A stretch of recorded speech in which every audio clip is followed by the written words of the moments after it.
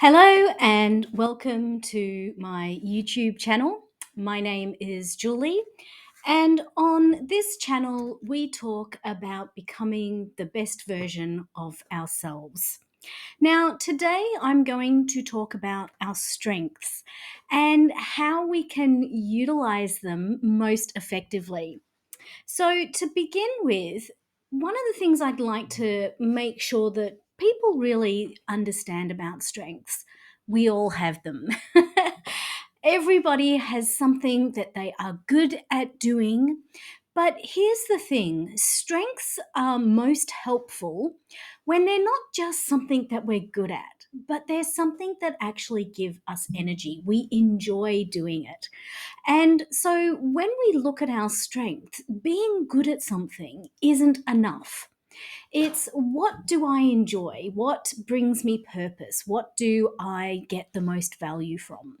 So when I look at strengths, I always try to think about what I do as far as my own self development. And some of the things that I have become aware of over the past few years is that not all of my strengths are always helpful.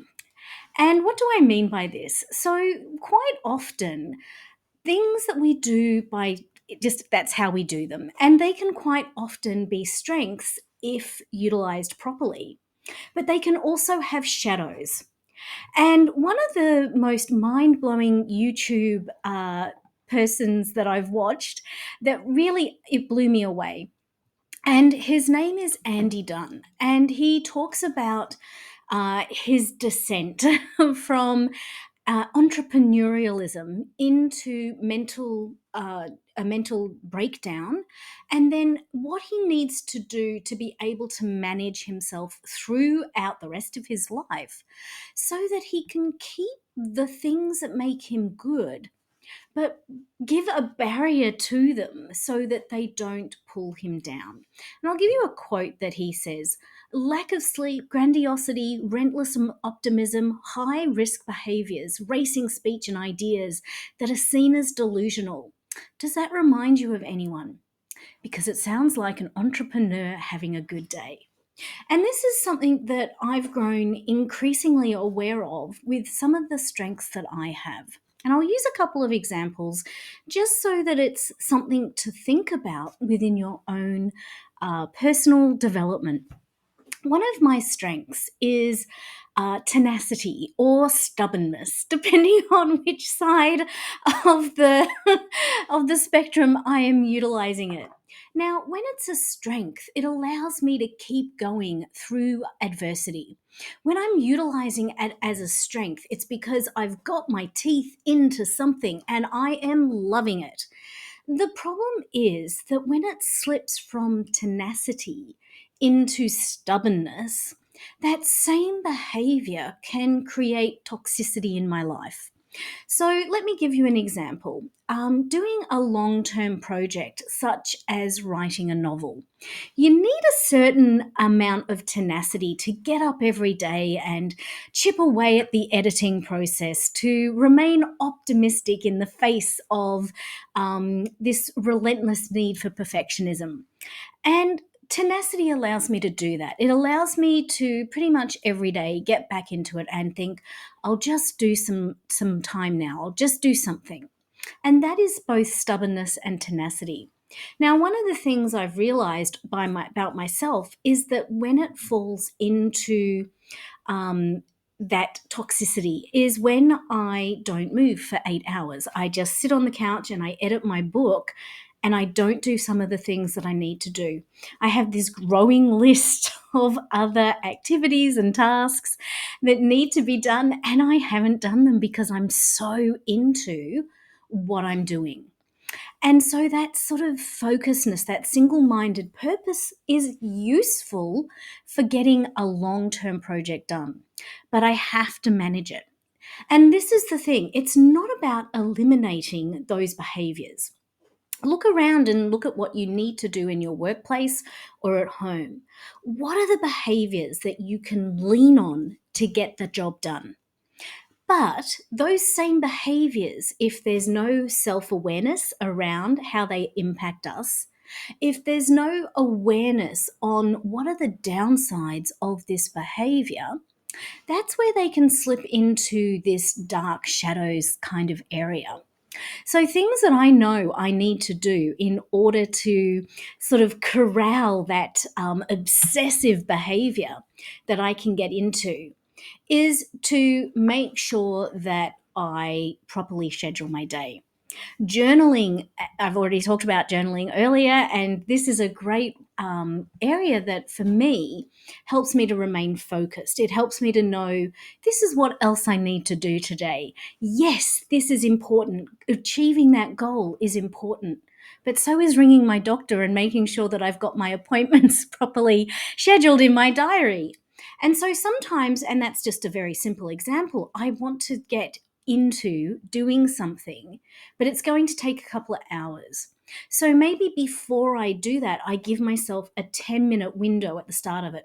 What is one thing that I could do right now that needs to be done and will make me feel better if I've done it? And then I can go and enjoy the task that I really want to get obsessed about.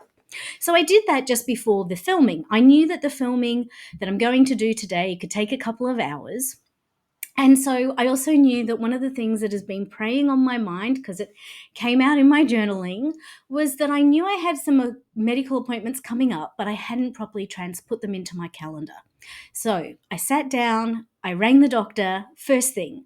That's what I needed to do. It's taken me less than 5 minutes. It's now all properly captured in my bullet journal, so I know where I've got to be and when, and now I can enjoy this filming. And so it's the same with getting exercise into my day.